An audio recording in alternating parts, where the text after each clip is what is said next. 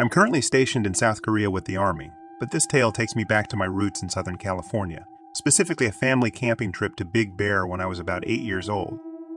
Growing up, my parents were avid campers. They took me and my brother to all sorts of majestic places like Mammoth Mountain and the Grand Canyon. But this particular trip to Big Bear was different, marked by an incident that's both inexplicable and terrifying. We were staying at a well-developed campsite, the kind with all the amenities, lights, latrines, running water. It was the kind of place where getting lost was unlikely, if not impossible. But what I experienced that night defies all logic. I remember waking up suddenly around 2 a.m. The night was still, the kind of quiet that amplifies every little sound. Then it started, a wailing that pierced the silence. It was a voice distant yet distinct, crying out for help in a pattern that was almost rhythmic. "Help, help," it moaned over and over again.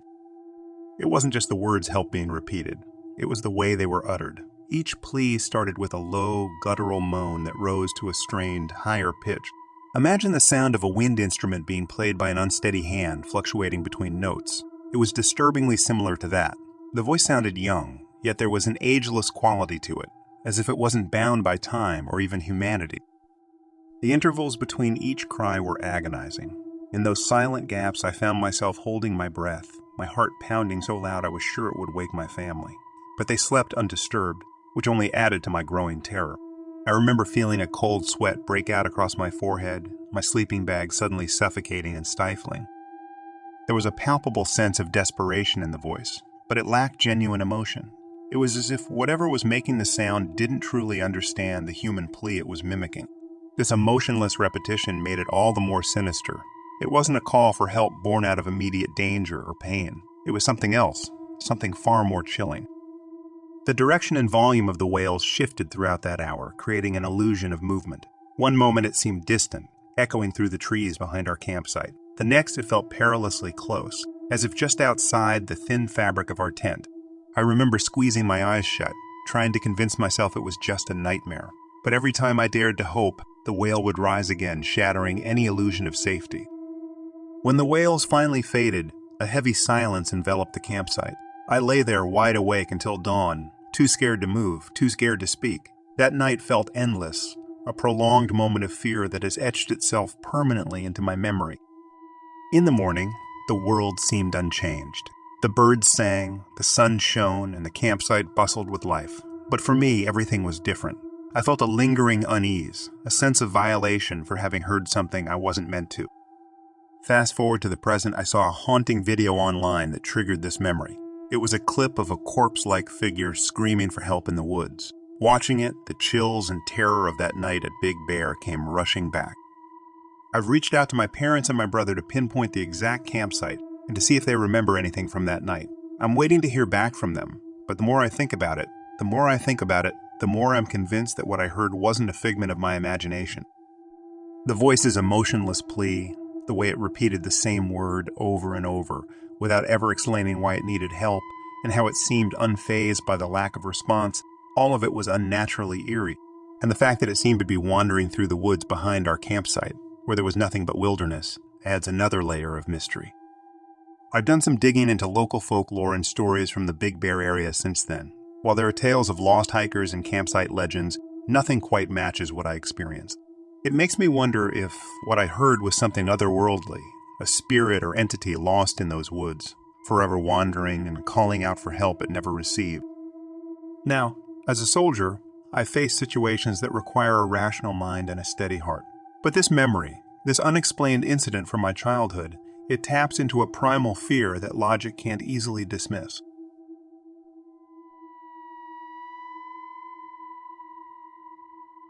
I was on a road trip with my best friend Jake. We had decided to take a detour through the Navajo Reservation in Arizona, mainly because of the scenic beauty and the rich history of the area. We had heard tales of skinwalkers, but we laughed them off. They were just myths, right? Our first day on the reservation was uneventful. We visited a few local spots, interacted with some of the locals, and set up camp near a canyon. As night fell, we sat around our campfire, sharing stories and enjoying the serenity of the desert. Around midnight, Jake decided to turn in. I stayed up, mesmerized by the stars. The Milky Way stretched across the sky, and I felt a profound sense of peace. That is, until I heard it. A low, guttural growl echoed through the canyon. I froze, thinking it might be a coyote or a mountain lion. But then, I heard a voice. It was distorted, as if someone was speaking through a broken radio, but it was unmistakably Jake's voice. "Come here!" it beckoned, confused. I turned to our tent. Jake was sound asleep. The voice called out again, this time from the opposite direction. I grabbed a flashlight and shone it towards the source. What I saw will haunt me forever. Standing on a ridge was a figure. It looked like a man, but its limbs were elongated, and its eyes glowed a sickly yellow. It wore tattered clothing, and its skin was a mottled gray. But the most disturbing part was its face. It was Jake's face. I stumbled back, my heart racing. The creature mimicked Jake's voice again. "Come here." It took a step towards me, its movements jerky and unnatural. I bolted to the tent, shaking Jake awake. "We need to go, now," I hissed. He looked at me, confused, but the urgency in my voice spurred him into action. We packed up as quickly as we could, the creature's voice echoing around us, mimicking our voices, our laughter, our conversations from earlier. As we sped away in our car, I glanced in the rearview mirror. The creature stood in the middle of the road, watching us, its yellow eyes glowing in the darkness. We didn't stop driving until we reached the nearest town. We checked into a motel, and I spent the night researching skinwalkers. The legend said they were witches who could take the form of animals or people using their voices to lure victims. I don't know what we encountered that night, but I do know one thing. The stories are real. The Southwest is beautiful, but it holds secrets that are beyond comprehension, and I'll never set foot on the Navajo reservation again.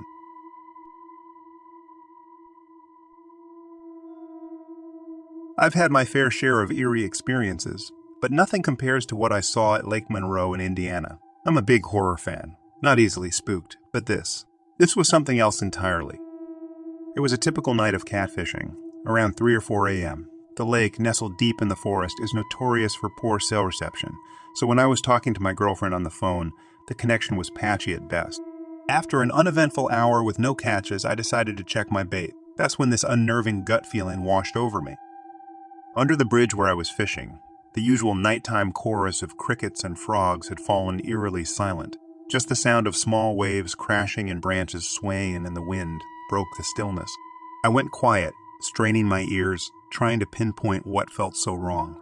My girlfriend thought she'd lost me again, but I told her I was heading home, something in my instincts screaming that I needed to leave. I packed up as fast as I could and bolted to my car, heart pounding, the sense of dread growing. As I sped over the bridge, relief started to set in, but it was short-lived. Passing a field, time seemed to slow down. There, in the dim light, was a creature like nothing I'd ever seen. It was massive, standing at least 5'9" at the shoulder, covered in brown fur, but it was patchy, diseased-looking. Its face, oh God, its face was something out of a nightmare. It resembled a dog's, but there was a grotesque human-like quality to it. Blood covered its face and head, reminiscent of a deer shedding its antlers, but far more sinister. The most chilling part was its eyes. They locked onto mine as I drove past, maintaining this unnerving eye contact. The creature's body was horrifying. While its fur was patchy and brown, its arms, legs, and stomach were emaciated, like it was starving, but there was a strength in its posture that suggested it was anything but weak. The Skinwalker, because that's the only thing I can think to call it, watched me with an intelligence that was almost human, but filled with an animosity that felt ancient and otherworldly. Its gaze followed my car, a silent threat that I felt in my very bones.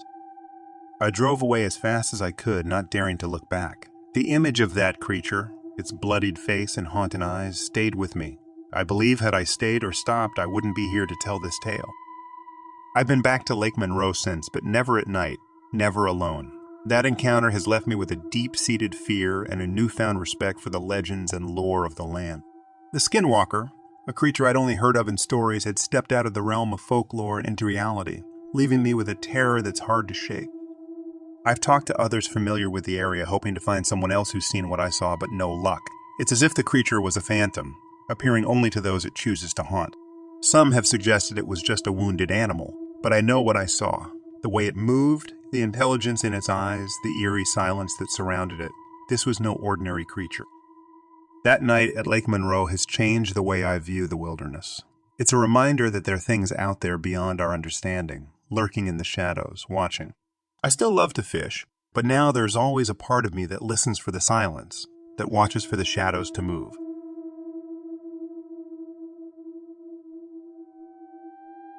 My grandparents live in a small town, their house perched on a hill that extends into a vast open landscape. It's the kind of place that feels frozen in time, where every sunset paints the sky in vivid colors, and the night cloaks everything in an eerie silence. On this particular visit, it had been years since I last set foot in their home. The house, surrounded by a tall, pointed metal fence atop a concrete wall, was a fortress in its own right, with only 2 gates that were always locked at sunset.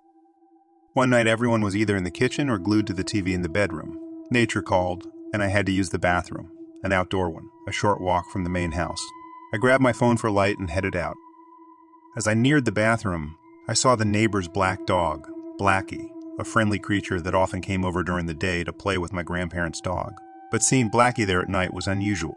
The gates were locked, and there was no way for any animal to enter or leave the property. I approached Blackie, who seemed overjoyed to see me, wagging its tail and making those excited, low, panting noises dogs make. It all seemed normal, and I remember feeling a sense of warmth at the dog's affection. Suddenly, Blackie started walking away, heading back behind the bathroom. I followed, thinking I'd have to inform the neighbors about their dog. But halfway there, I stopped. An inexplicable, eerie feeling washed over me. Blackie stood there staring at me, not blinking, not moving. I called out its name, extending my hand, but the dog began backing away slowly, maintaining intense eye contact. Something about its movements was unnervingly human, and a sense of dread began to creep over me.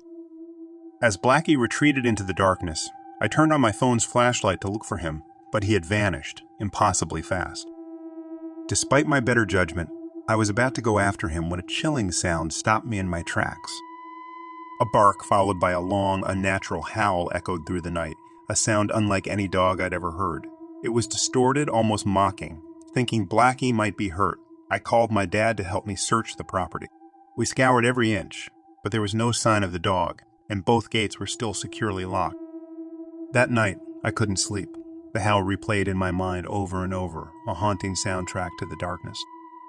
Every creak and rustle outside seemed amplified, fueling my growing unease. The next morning, we checked with the neighbors, and they confirmed that Blackie had been with them all night. Their assurance only deepened the mystery and my fear. What had I seen and heard last night? If it wasn't Blackie, then what was it? I couldn't shake the feeling that what I encountered was something else, something otherworldly. The town, steeped in old tales and legends, had its fair share of stories about creatures that walked the line between myth and reality. The more I thought about it, the more I wondered if I had come face to face with a skinwalker, a being from Native American lore capable of transforming into animals. The rest of my stay was marked by a sense of paranoia. Every night, as darkness fell, I felt watched, as if something was lurking just beyond the reach of the house's lights. The howl I heard that night replayed in my mind. I avoided going outside after dusk, and even during the day, the open landscape surrounding the house seemed less inviting and more menacing. My grandparents never experienced anything out of the ordinary, and subsequent visits to their house have been uneventful. But I can't shake the feeling that what happened that night was a brush with something ancient and malevolent.